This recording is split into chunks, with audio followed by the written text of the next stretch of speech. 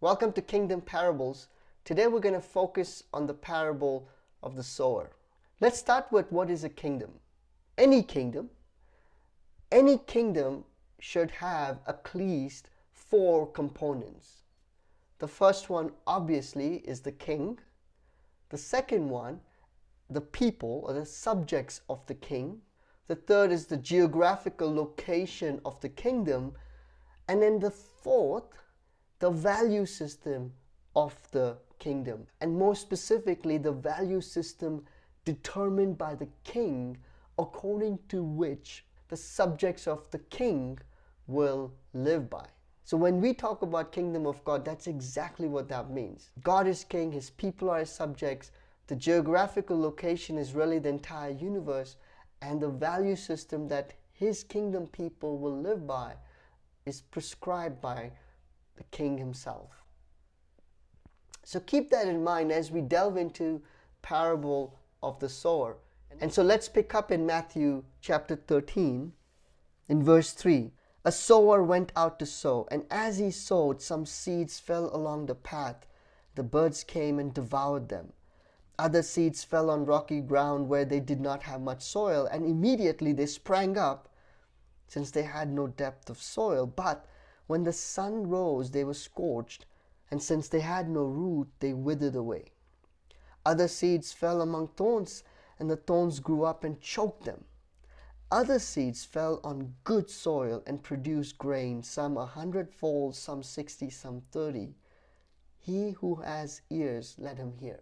Now, before we get into the explanation that Jesus gives to this parable, here's what I want to encourage you with.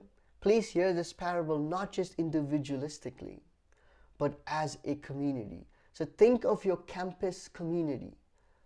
And even better, listen to this lesson as your campus community so you can discuss what type of soil are you as campus community.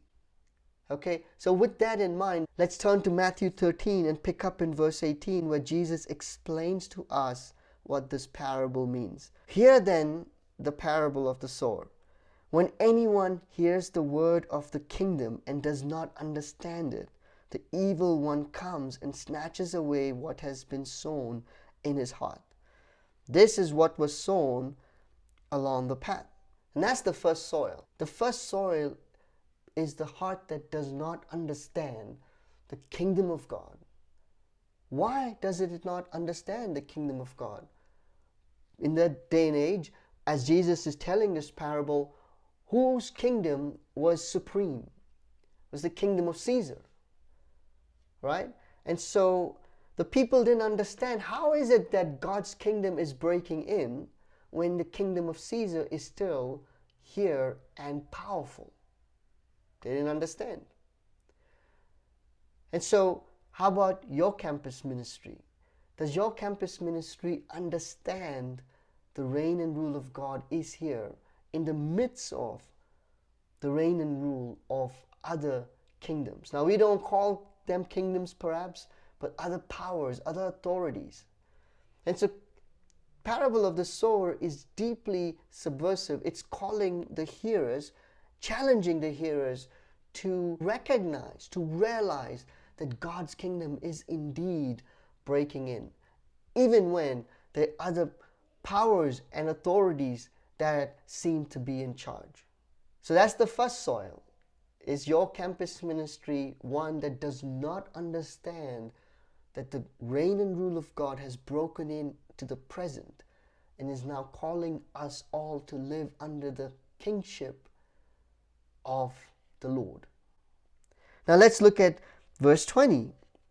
As for what was sown on rocky ground, this is the one who hears the word and immediately receives it with joy. Yet he has no root in himself, but endures for a while. And when tribulation or persecution arises on account of the word, immediately he falls away. This is the second soil. Super excited to hear about God's kingdom is breaking in. Super fired up to want to be part of God's kingdom, to live under the reign and rule of God, to be the community, the people of the King. That's probably how you felt when you went to encounter this past weekend, right? It's just awesome. Slice of heaven, some might say. But the persecution comes. And this is where we have to put on our first century hats. This is not persecution because you invite someone to Bible talk and they say no and you're like, oh no, I'm being persecuted. That's not what this means. This is kingdom of Caesar persecuting those that believe, those that live by this new reality that God's kingdom is actually breaking in the present. That's the persecution that they're experiencing. This group of kingdom people who are now choosing to live under the kingship of Jesus and under the value system that the King Jesus is calling his people to. So you can understand how scary that is, because that persecution could include death, being killed by the sword of the Roman soldiers, for example. And so is your campus ministry excited about God's kingdom, but fearful to live according to the value system of God's kingdom because of what you might experience from those who are not living according to the value system of God's kingdom? Does that make sense? So that's the second soil. The third soil, verse 22, as for what was sown among thorns, this is the one who hears the word, but the cares of the world and the deceitfulness of riches choke the word, and it proves unfruitful. And this is the third soil. This is the clash of kingdom loyalties and clash of kingdom realities. Cares of which kingdom? The Caesar kingdom. Deceitfulness of which kingdom's wealth? Caesar's kingdom's wealth. And there lies the struggle, and I put forth before you that most of us are probably the third soil.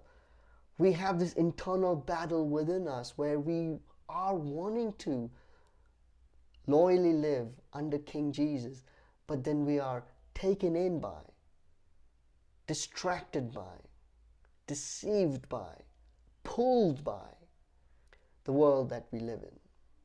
So is your campus ministry the third soil? Is your campus ministry struggling to live loyally, to live in obedience to choose King Jesus' kingdom, and is taken in by, enamored by, deceived by Caesar's world, the world that we live in? And then the fourth soil, verse 23, as for what was sown on good soil, this is the one who hears the word and understands it. He indeed bears fruit and yields in one case 100-fold, another 60, and another 30. This is the fourth soil campus ministry, right? That understands that God's kingdom has broken in and is living according to King Jesus' value system, loyal to King Jesus, choosing King Jesus, and bears fruit. And the fruit the kingdom people bear is ridiculously disproportionate, right? 100-fold, 60, 30. What is Jesus saying? He's saying that it is going to be difficult to understand and to march to God's kingdom breaking in reality in the present. But when we do, we will bear fruit. We will be the people of the King that make impact disproportionately, incredibly, 100-fold, 60, 30. Because that's the power of God's kingdom. So I hope this lesson has been encouraging, insightful, inspiring, and may we as campus ministries really be the kingdom communities, the King Jesus kingdom communities wherever God has placed us. Whether you be one or whether you be many, may we live according to King Jesus' kingdom value systems. Thank you so much for watching. God bless you. Look forward to seeing you next week as we continue Kingdom Parables.